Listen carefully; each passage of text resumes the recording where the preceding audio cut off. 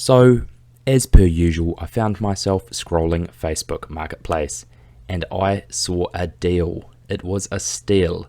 It was a bandsaw valued at $3,200 brand new for $450.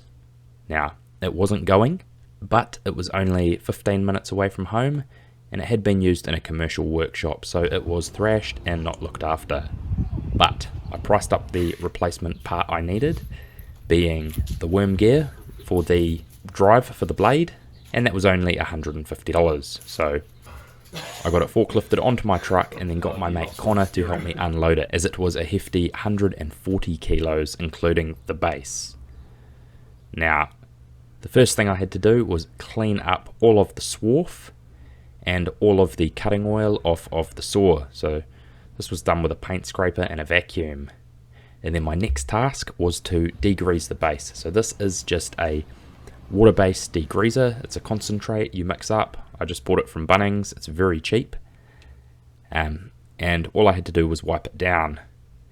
And then in the middle of this, my mate Miles showed up with a bottle of Sprite for me as I helped him tow his car. And so I got him to give me a hand lifting it onto the base, which was pretty handy. So this is where I realised the job got a whole lot more involved. I never stopped and thought, why did the worm gear fail? But as it turns out, the bearings that support the worm itself had collapsed, and now I had to undertake that arduous task of removing the worm. Now, the worm only comes out one way. There's no way to pull it. You kind of have to push it. I'm sure some clever viewers probably have an easier way. But yeah, what we did was got a couple of a nut and a bolt and used it to sort of break the seal of the bearing and start jacking it out before I could tap it with a hammer. Now, this was made much harder because the bearing had fully collapsed. So I was trying to push an outer race through this press fit, an interference fit, with a helix. So as you can imagine, that is not a square surface pushing this bearing through. So I would have to rotate the shaft every few taps to try and keep the outer race square as it was removed. The collapsed bearing, so the outer race is still in there and it needs to come out. Lining it up is particularly hard.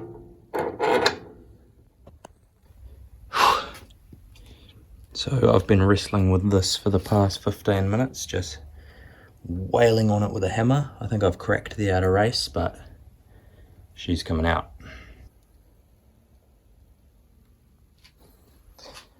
So that's what's left of the outer race, and here is the worm. Now it's not too bad considering I was beating on this end with a hammer.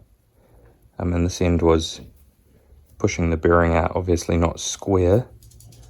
It's obviously got it's a helix, so but it doesn't look too bad. And this obviously, as you can see, has some wear, but for $160, do I want to reuse it? Or I probably shouldn't, but here's the idea. Here's what I'm thinking. That's for hardened steel, allegedly, if you believe AliExpress. And I'm just gonna, I don't have a left hand, right, I always confuse them, but a right hand tool. So what I'm going to do is just turn it down till it loses a bit of tension and then hit it with the chisel. So the little carbide cut through it like butter. It did start blunting when it was taking an intermittent cut, and then it just grabbed and spun it loose, which is perfect. That's exactly what I wanted. So now time to slide it off. So it's the next day and it's all cleaned out, ready for reassembly. So first up, I've got to pop the bearings back on the worm and then drive the worm down into the gearbox.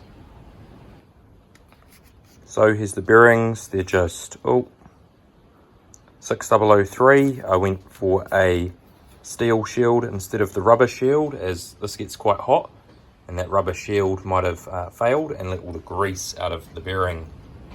So steel shields, SKF instead of, I think they're Korean bearings, probably perfectly fine, but swap them out for these, and hopefully we can get another few years out of it.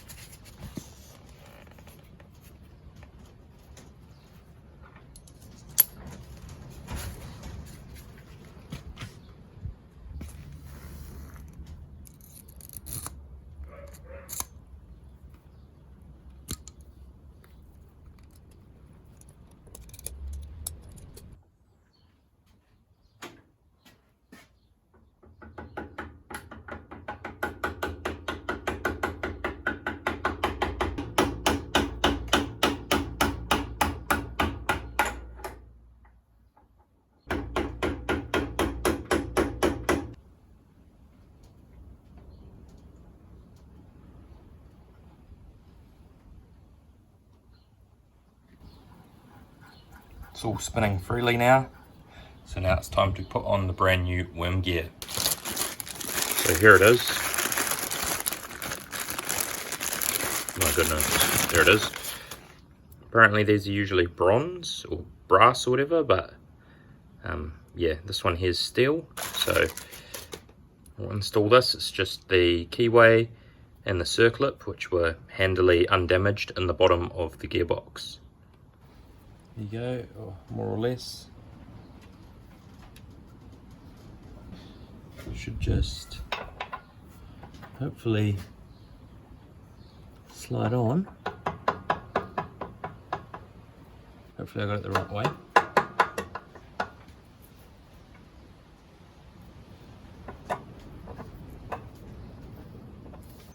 It's almost too big.